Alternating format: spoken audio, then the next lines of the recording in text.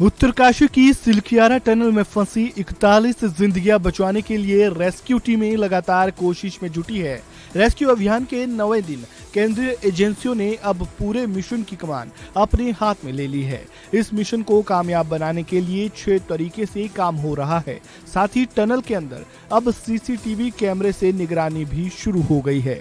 दावा है कि जहां मजदूर फंसे हैं वहां तक भी कैमरा पहुंचाया जा रहा है, जिससे अंदर की गतिविधि पर भी नजर रखी जा सके। इस पूरे रेस्क्यू अभियान के पल पल की अपडेट के लिए टनल के अंदर कैमरे लगाए गए हैं। जहां से ड्रिलिंग मशीन अंदर डाली जा रही है, वहां से सीसीटीवी कैमरे की मदद से बाहर पल पल की अपडेट अधिकारियों को दी जा रही है।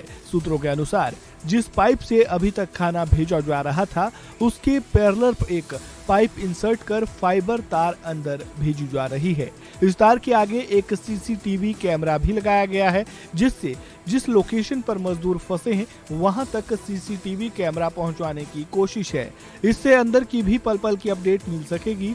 साथ ही इसमें बातचीत करने का भी विकल्प होगा, जिससे आसानी से मजदूरों से कम्युनिकेशन भी हो पाएगा।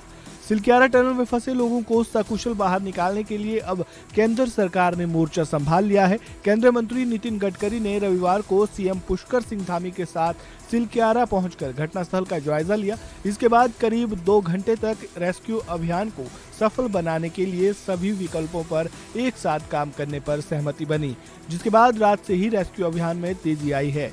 केंद्रीय मंत्री ने क्या कुछ कहा, सुनिए। पिछले 7-8 दिनों से इस आपत्ति का मुकाबला हम सब लोग सब प्रकार के प्रयासों से कर रहे हैं। जो अंदर में जो लोग बैठे हुए हैं, जो अटके हुए हैं, उनके प्रति भारत सरकार को, उत्तराखंड की सरकार को और देश की जनता को उनकी सबकी बहुत चिंता है और हमारी सर्वोच्च प्राथमिकता है कि किसी भी प्रकार से उनकी जान बचाए, उनको बाहर निकाले। आज करीब 2 घंटे मैंने हम लोग सभी कंसर्निंग ऑफिसर जो यहाँ काम कर रहे हैं उनके साथ सभी प्रयासों के बारे में टेक्निकल चर्चा हुई। इसमें विशेष रूप से जो टेरिन है हिमालय का, इसमें एक प्रकार का स्टार्टा नहीं है। जियोलॉजी में अलग अलग रॉक के लिए अलग अलग प्रकार का हार्डनेस होता है, जैसे talc, gypsum, calcite, apatite, orthoclase, quartz, corundum, diamond. तो डायमंड सबसे हार्डेस्ट मटेरियल है। यहाँ क्या है कि बीच में सॉफ्ट है, एकदम हार्ड है। तो स्वाभाविक रूप से दिक्कतें बहुत आ रही है और हमने अभी इसके लिए करीब 6 विकल्प लोगों ने दिए। 6 विकल्पों पर काम कर रहे हैं। भारत सरकार की अलग अलग एजेंसीज है जिनको जिम्मेदारी दी गई है। टीमों से भी विशेष रूप से यहाँ ध्यान दिया जा रहा है।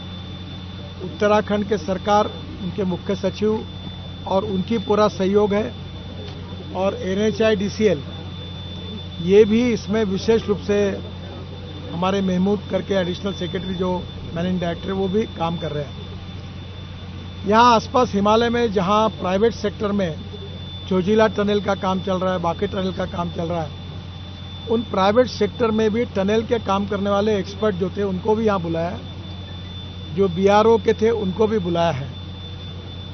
इसमें सबसे पहली बात यह है कि जो लोग अटके हुए हैं अंदर में, उनको हम मेडिसिन और विशेष रूप से जो फूड है वो उनके पास पहुंचा पाए और उनसे कम्युनिकेशन प्रस्तावित करें। पहले एक लाइन थी, अब स्पेयर में और दूसरी एक लाइन हमने करके रखी है और इसलिए स्वाभाविक रूप से उनको आने वाले समय में फूड पहुंचाने में, मेडिसिन पहुंचाने में कोई दिक्कत नहीं आएगी। ऑक्सीजन की लाइन भी है और हम इस प्रकार से पूरा पहली बात ये कर रहे हैं कि उनकी रक्षा कैसे करें, उनकी जो आवश्यकता है वो उनको कैसे मिले।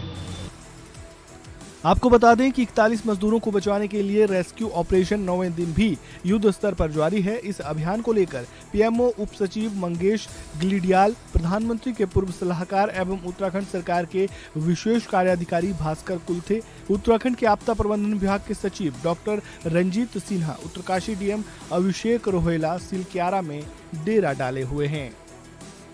इस खबरों में फिलहाल इतना ही। ताज़ा अपडेट के लिए बने रहें वन इंडिया हिंदी के साथ।